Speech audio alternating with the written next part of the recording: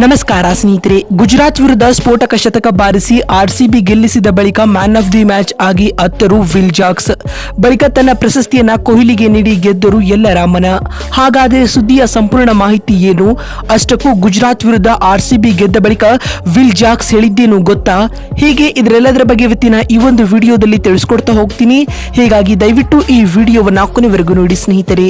ಆದರೆ ಅದಕ್ಕಿಂತಲೂ ಮುನ್ನ ನೀವು ಕೂಡ ಆರ್ಸಿಬಿ ತಂಡದ ಅಭಿಮಾನಿಗಳಾಗಿ ಈ ವಿಡಿಯೋವನ್ನ ನೋಡುತ್ತಿದ್ದರೆ ತಪ್ಪದೆ ಈ ಕೂಡಲೇ ಈ ವಿಡಿಯೋಗೊಂದು ಲೈಕ್ ಮಾಡಿ.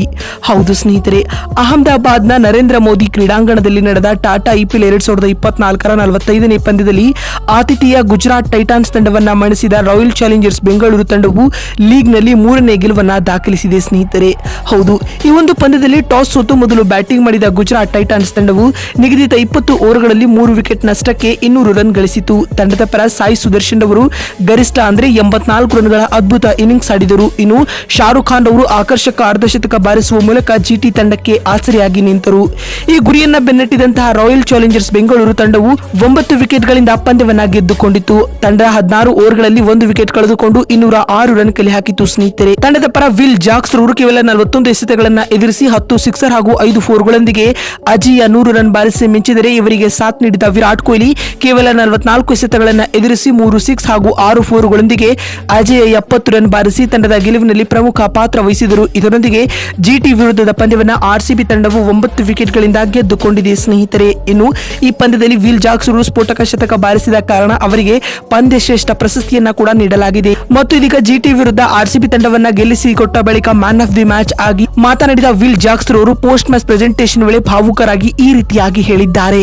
ಆರ್ಸಿಬಿ ತಂಡಕ್ಕಾಗಿ ಈ ರೀತಿಯಾಗಿ ಆಡಲು ನಾನು ಬಹಳ ದಿನಗಳಿಂದ ಕಾಯುತ್ತಿದ್ದೆ. ಆರ್ಸಿಬಿ ತಂಡವು ಬಹಳ ಲಾಯಲ್ ಫ್ಯಾನ್ ಗಳನ್ನ ಹೊಂದಿದೆ. ಅವರಿಗಾಗಿ ನಾನು ಈ ಆಟವನ್ನ ಆಡಿದ್ದೇನೆ. ಆರ್ಸಿಬಿ ತಂಡದ ಅಭಿಮಾನಿಗಳಿಗೆ ನನ್ನ ಈ ಅದ್ಭುತ ಆಟವನ್ನ ಅರ್ಪಿಸುತ್ತೇನೆ ಎಂದು ವಿಲ್ ಜಾಕ್ಸ್ ಹೇಳಿದ್ದಾರೆ.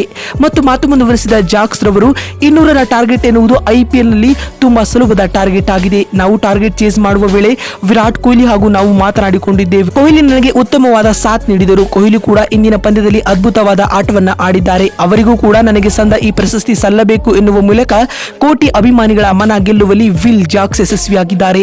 ಮತ್ತು ಮಾತು ಮುಂದುವರೆಸಿದ ಅವರು, ನಾನು ಮುಂಬರುವ ಪಂದ್ಯಗಳಲ್ಲಿಯೂ ಇದೇ ರೀತಿಯ ಆಟವನ್ನು ಆರ್ಸಿಬಿ ತಂಡದ ಪರ ಆಡಲು ಎದುರು ನೋಡುತ್ತಿದ್ದೇನೆ ಎಂದು ಭಾವುಕರಾಗಿ ಹೇಳಿದ್ದಾರೆ ಸ್ನೇಹಿತರೆ.